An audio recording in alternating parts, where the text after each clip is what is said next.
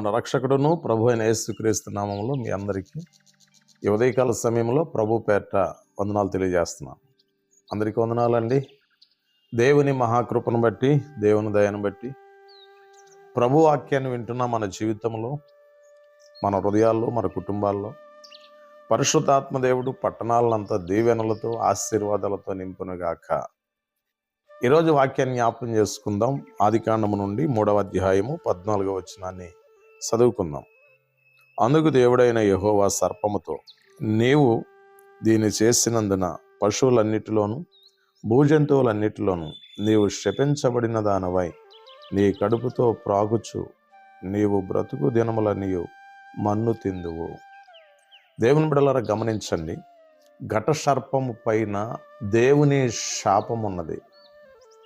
ఘట సర్పం పైన దేవుని శాపం ఉన్నది.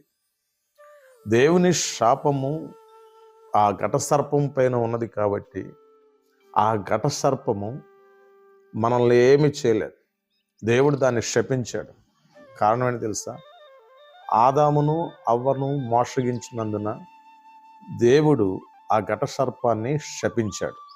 అది శపించబడినదై ఉన్నది. శపించబడుట చేత అనేకులను దాని వైపు త్రిప్పుకోవాలని, అనేకులను మోసగించాలని, అనేకుల పైన దాడి చేయాలని ఆ ఘట సర్పమైనటువంటి సాతాను ఎంతగానో ప్రయత్నం చేస్తూ ఉన్నాడు. దేవుని వాక్యం చెప్తుంది కదా, రోమీలకు రాసిన పత్రికలో 16వ అధ్యాయం 26వ వచనంలో చూసినప్పుడు దేవుడు సాతానును మన కాళ్ళ క్రింద ఉంచాడంటండి.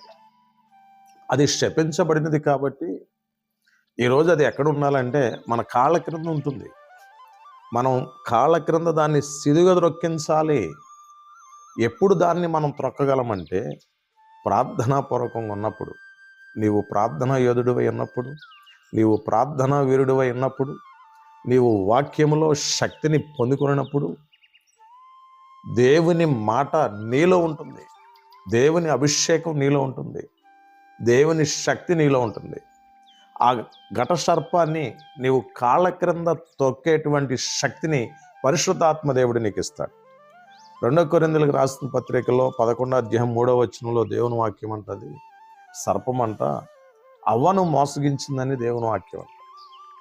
దేవుని బిడ్డలారా గమనించండి, ఈరోజు వాడు మోసగించినందుకు శపించబడ్డాడు. ఆ శాపం అనేది మనుషులపైన, మన జీవితాలపైన ఉండకూడదు. అంటే మనం ప్రతి ఒక్కరిని ప్రేమించాలి. మనం ప్రతి ఒక్కరిని సమాన దృష్టితో చూడాలి, ఐక్యభావంతో చూడాలి, స్నేహపూర్వకంగా చూడాలి. చాలామంది చూడండి, ఈరోజు దేవుని బిడల అనబడిన వారు ఇక లోక సంబంధమైనటువంటి అలవాట్లలోనే జీవించడానికి ప్రయత్నం చేస్తూ ఉన్నారు. దేవుని బిడలారా, సాతాను ఘట సర్పము దేవుని శాపానికి గురైనట్టు మనము దేవుని శాపానికి గురి కాకూడదు, దేవుని కోపానికి గురి కాకూడదు. దేవుని కోపానికి, దేవుని శాపానికి గురైనటువంటి ఆ ఘట సర్పము, ఆ సర్పము కడుపుతో ప్రాకుతూ బ్రతుకు దినాలన్నిట కూడా మన్ను తిని బ్రతుకుతుంది, మట్టి తింటుంది. దాని నోట్లో ఏముంది తెలుసండి? మట్టి ఉంది. దేవుని బిడ్డలారా గమనించాలి. ఎందుకు అలా జరిగిందనంటే అది మోసం చేసింది, అవ్వను మోసగించింది. ఈరోజు నీ జీవితంలో, నా జీవితాల్లో, మన జీవితాల్లో ఘట సర్పం యొక్క ఆలోచనలు మనకు ఉండకూడదు. ఎవరిని మోసగించకూడదు. భార్యను మోసగించకూడదు, భర్తను మోసగించకూడదు, పిల్లలను మోసగించకూడదు, మన ఇంట్లో ఎవరిని కూడా మోసం చేయకూడదు, ఇరుగు పొరుగు వారిని కూడా మోసం చేయకూడదు. అందరినీ ప్రేమగా చూసినట్లయితే ఖచ్చితంగా దేవుడు నిన్ను, నీ కుటుంబాన్ని ఆశీర్వదించి ముందుకు నడిపిస్తాడు. ఓకే, ప్రార్థన చేసుకుందాం.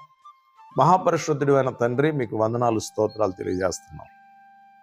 ఇంతవరకు నాయన వాక్య సందేశాన్ని వినడానికి బిడ్డలందరికీ మీరు సహాయం చేశారు. ఎంతమంది అయితే ఈ వాక్యాన్ని వీక్షిస్తున్నారో, వీక్షిస్తున్న ప్రతి బిడ్డను, వారి కుటుంబాలను దైవాశీర్వాదములతో నింపండి నాయన.